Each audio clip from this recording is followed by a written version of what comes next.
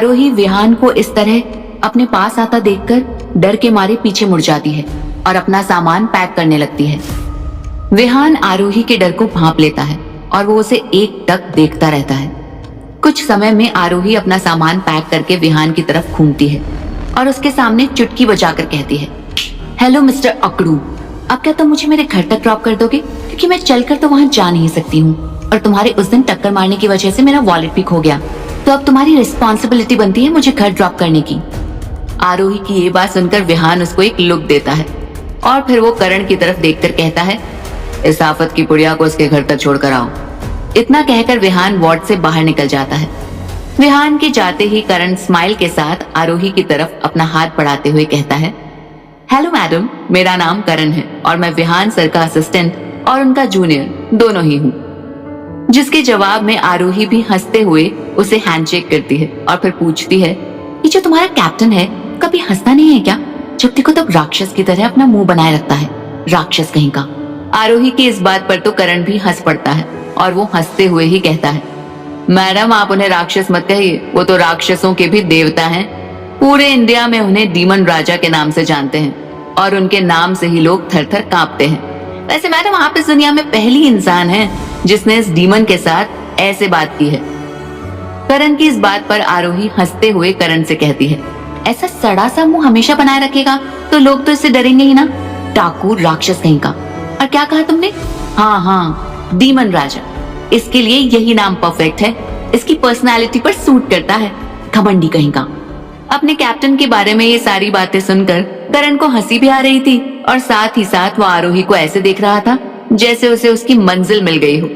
उसको अचानक याद आता है कि उसके पास इस डीमन के लिए लड़की ढूंढने का सिर्फ एक ही दिन बचा हुआ है और वो आरोही को ऊपर से नीचे तक अच्छे से स्कैन करता है और फिर मन ही मन में कहता है, लगता है मेरी खोज आज पूरी होने वाली है, इस डीमन के लिए मुझे एक वॉरियर मिल ही गई। और फिर वो खुश होते हुए आरोही से कहता है, चलिए मैडम आपको घर ड्रॉप कर देता हूँ। इतना कहकर करण आरोही को हॉस्पिटल से बाहर गाड़ी तक लाता है और गाड़ी का बैक डोर खोलता है।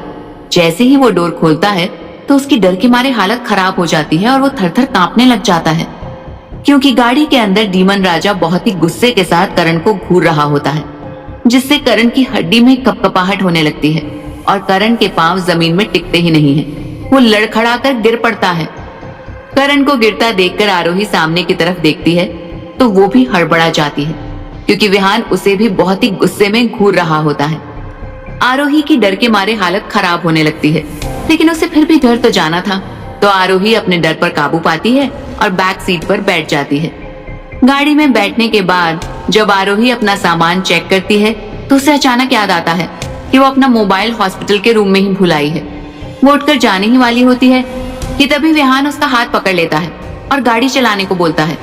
विहान के बोलते ही जैसे ही करण गाड़ी के अंदर आता है तो आरोही चिल्लाते हुए कहती है, मेरा मोबाइल मेरे हॉस्पिटल रूम में ही छूट गया है, मैं अपना मोबाइल लेकर आती हूँ। इतना बोलकर वो उठने लगती है, लेकिन विहान करण की तरफ एक लुक देता है, जिसे देखकर करण समझ जाता है कि उसके कैप्टन उससे क्या कह रहे हैं और फिर वो तुरंत ही बोल पड़ता है, रुकिए मैडम मैं लेकर आता हूँ। और इतना कहकर वो आरोही का मोबाइल लेने चला जाता है। इधर कार में विहान ने अभी भी आरोही का हाथ पकड़ा हुआ था। उसको ऐसा करते देखकर आरोही चिढ़ जाती है और चिढ़ते हुए ही कहती है, हेलो मिस्टर, जिस पर विहान अचानक ही बोल पड़ता है, विहान सिंह नाम है मेरा, समझी? विहान की बात पर आरोही गुस्से से बोलती है, हाँ जो भी तुम्हारा नाम है, विहान जियान, अब छोड़ो मेरा हाथ। आरोही के ऐसा कहते ही विहान उसका हाथ छोड़ देता है और फिर उसे घूरने लगता है। विहान को ऐसे घूरते हुए देखकर आरोही विहान से कहती है, लिसन मिस्टर विहान, मुझे ऐसे घूरना बंद करो। आज तक कभी लड़की नहीं देखी क्या तुमने जो मुझे ऐसे घूर रहे हो? आरोही की इस बात पर विहान आरोही से कहता है, तुम्हें किस एंगल से लगता है कि तुम लड़की हो? मुझे तो तुम कहीं से भी लड़की नहीं लगती, ना तुम्हारा फिगर लड़कियों जैसा है ना तुम्हारा चेहरा। ये बात सुनकर आरोही को गुस्सा आ जाता है और वो गुस्से में विहान को मारने के लिए अपना हाथ उठाती है, लेकिन इससे पहले वो हाथ विहान को लगता, विहान तुरंत ही उसके दोनों हाथ एक ही हाथ में पकड़ लेता है। आरोही फिर अपने हाथ छुड़ाने की कोशिश करने लगती है, लेकिन अपने दोनों हाथ छुड़ाने में नाकाम होने के बाद आरोही अचानक ही विहान को रोक देती है। लेकिन अपने दोनों हाथ छुड़ाने में नाकाम होने के बाद आरोही अचानक ही विहान को किक करने लगती है। उसको ऐसे किक करते देखकर विहान तुरंत ही उसके पाँव भी अपने पाँवों से ब्लॉक कर देता है।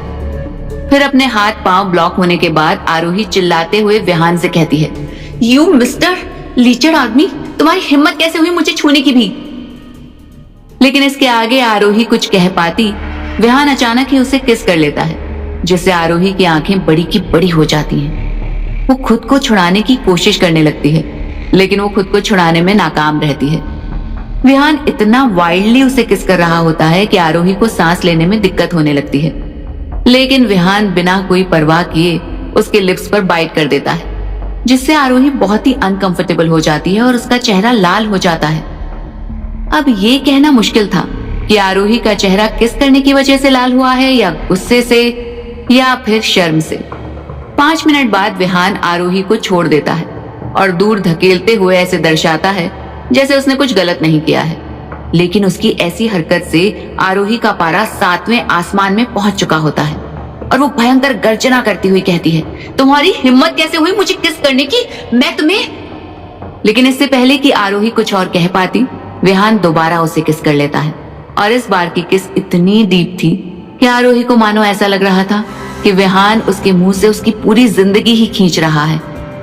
फिर 5 मिनट बाद विहान आरोही को आखिरकार छोड़ ही देता है और फिर वो कहता है, अपने मुंह से एक भी शब्द निकाला तो मैं फिर से किस कर सकता हूँ। इतना कहकर विहान दूसरी तरफ देखने लग जाता है।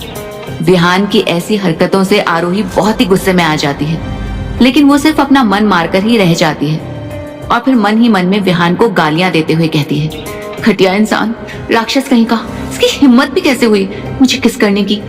आरोही विहान से कुछ कह नहीं पाती, इसलिए वो विहान को मन ही मन गालियां देती है और दोबारा सोच में पड़ जाती है। अब मैं क्या करूं, कहीं इसका मन दोबारा से किस करने का हुआ तो क्या पता इसका दिमाग फिर से बदमाशी पर आ जाए। यही सोचते सोचते आरोही का चेहरा फिर से लाल होने लग जाता है। बेशक इस बार उसका चेहरा शर्म से लाल हो जाता है। आरोही को ऐसे शर्माते देखकर विहान अचानक ही बोल पड़ता है, लगता है मेरी किस कुछ ज्यादा ही पसंद आ गई। अगर तुम चाहो तो मैं फिर से तुम्हें एक बार और किस कर सकता हूँ, इसमें मुझे कोई प्रॉब्लम नहीं है और इतना तो मैं तुम्हारे लिए कर ही सकता हूँ। विहान के मुंह से ये बात सुनकर आरोही को अचानक दोबारा गुस्सा आने लग जाता है और फिर वो मन ही मन में कहती है, तुम्हारी किस, तुमसे अच्छी किस तो कुत्ते कर सकते हैं। और फिर उसके इतना कहने पर गाड़ी में एक बार फिर सन्नाटा पसर जाता है।